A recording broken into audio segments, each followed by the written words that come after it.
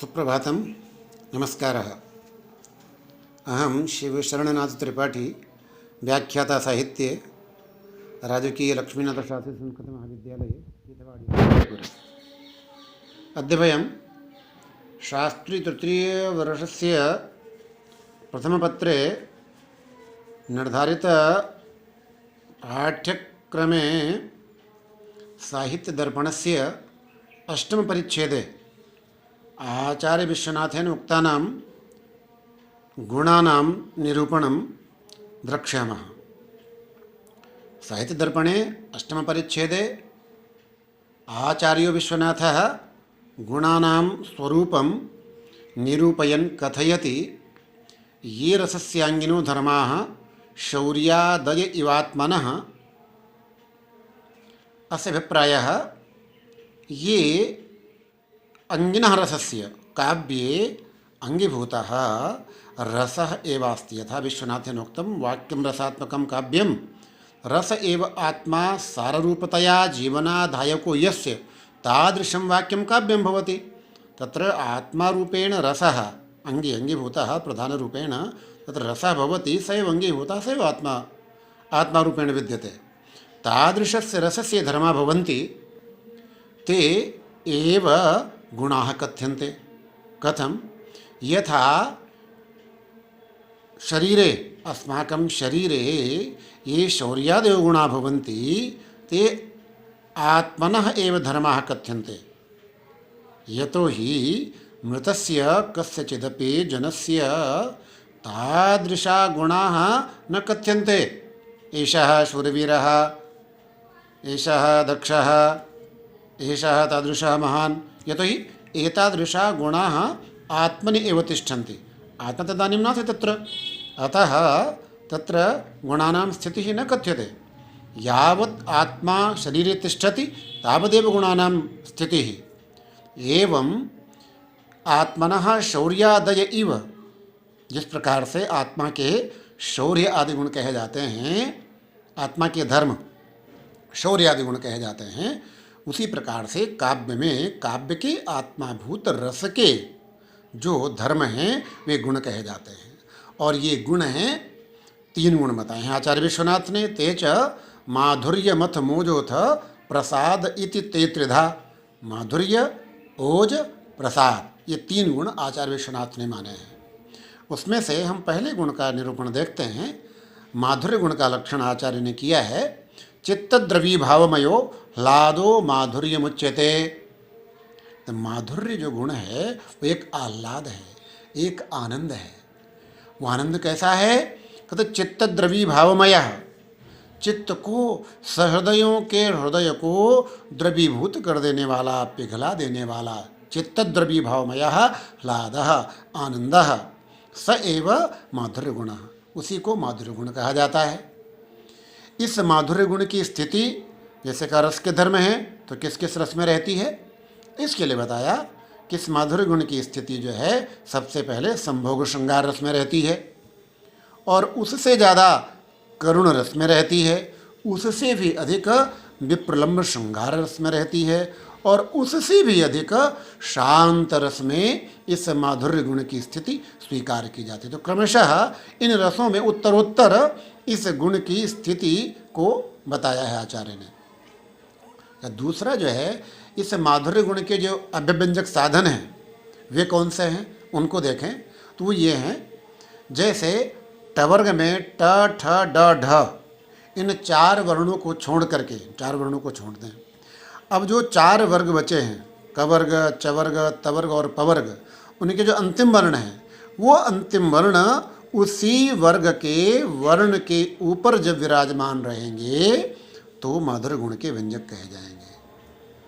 यहाँ पर कहा है कि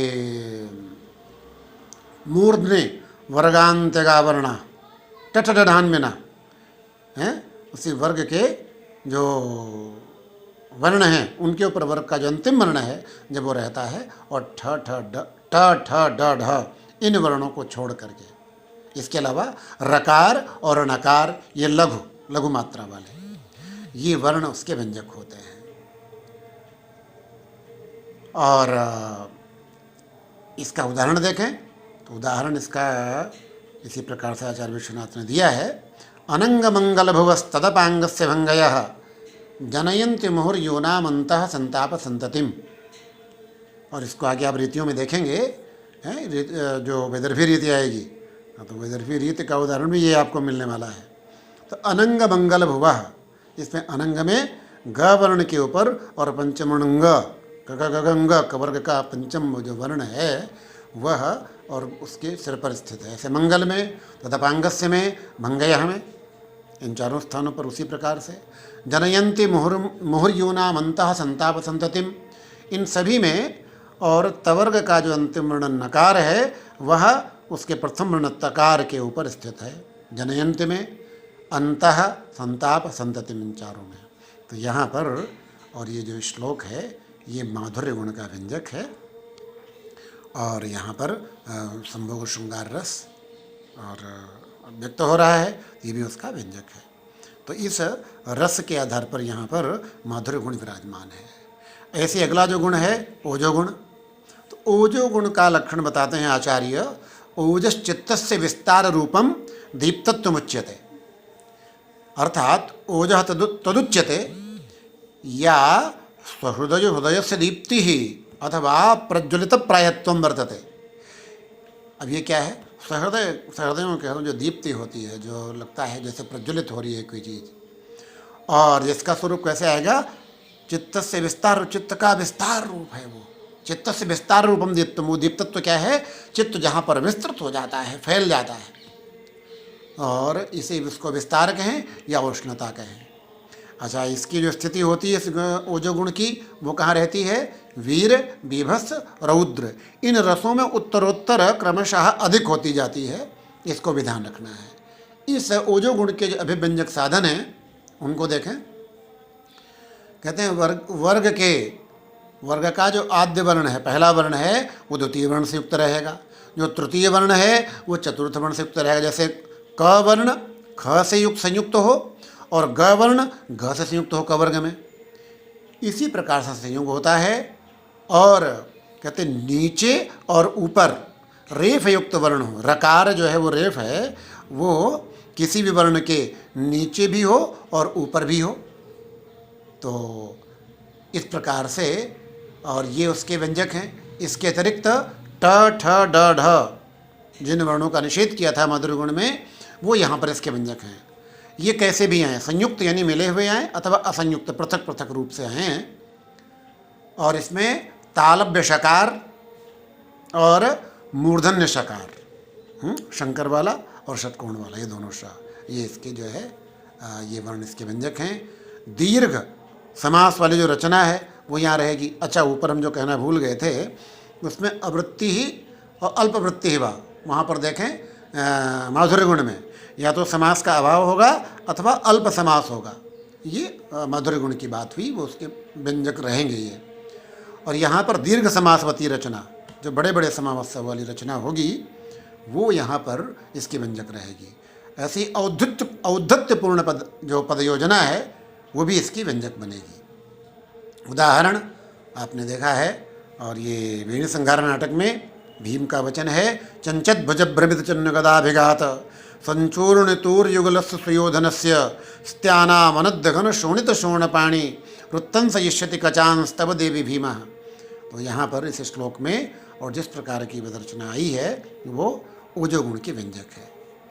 अंतिम तीसरा जो गुण है प्रसाद गुण, उसका लक्षण आचार्य कहते हैं, चित्तम व्याप्नोति यः क्षिप्रम शुष्केंधन विवानलः सप्रसादः समस्तेषु रसेषु रचनासु च।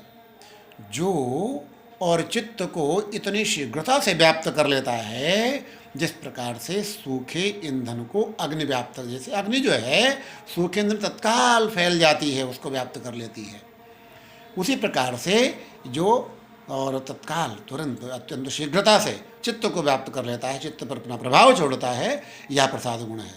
और यह प्रसाद गुण किसी विशेष रस में नहीं रहता है। समस्तेषु रसेषु, सब प्रसादः समस्तेषु रसेषु रचनासु च, वो प्रसाद सभी रसों में और समस्त रचनाओं में रहता है।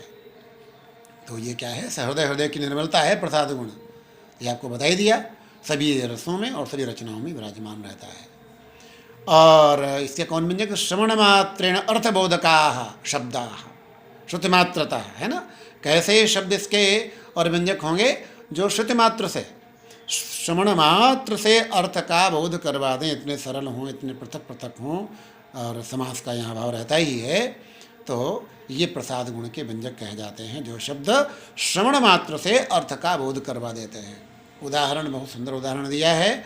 सूची मुखेन सकृदेव कृतवृणस्त्वं मुक्ता कलाप लुठसिस्तनयोः प्रियायाः बाणैः स्मरस्य शतशो विनिकृतमर्मा स्वप्ने पिताम कथमहम न विलोकयामि।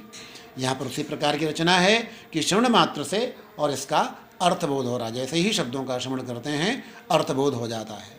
तो सूची मुखेन सकृदेव कृतवृणस्त्वं, इसका अगर अर्थ देखेंगे तो जिस प्रकार से और कोई नायक और हार से, मोती के हार से मोतियों की माला पहन रखी नायिका ने अपने वक्षस्थल पर, तो उसको संबोधन करके कह रहा है कि हे मुक्ता कलाप, हे मोती की माला, तुम्हारे अंदर तो एक बार ही घाव हुआ है, तुम्हारे अंदर तो एक बार ही तुम्हें छेद किया गया है, तब तुम मोती की माला बने हो। और इतने छोटे से कष्ट को सहन करके ही तुम प्रियतमा के स्तनों पर और लौट रहे हो, वहाँ पर तुमको विराजमान रहने का सौभाग्य प्राप्त हो रहा है। और मैं बाणई स्मर से शतशो विनिकृत मर्मा, मैं स्मर यानी कामदेव के बाणों से, शतशः यानी सैकड़ों बाणों से, विनिकृत मर्मा जिसका मर्मस्थल और छिन्न भिन्न हो रहा है, ऐसा मैं स्वप्न में भी उस प्रियतमा को नहीं देख पा रहा हूँ। तो ये जो है यहाँ श्रवण मात्र से अर्थ का बोध हो रहा है। इसमें क्या प्रकट हो रहा है कि तुम तो जो हो वो सौभाग्यशाली हो, और मेरा ऐसा सौभाग्य नहीं है कि तुम तो रंच मात्र कष्ट का अनुभव करके वहाँ पर और नायिका का सानिध्य प्राप्त किए हुए हो, और मैं कामदेव के सैकड़ों बाणों से विद्ध होकर के भी और उसका सानिध्य प्राप्त करने की बात तो छोड़ो, स्वप्न में भी मैं उसको नहीं देख पा रहा हूँ। तो ये प्रसाद गुण का और उदाहरण हुआ। इसको आप लोग पढ़ेंगे और समझेंगे। धन्यवाद, नमस्कार।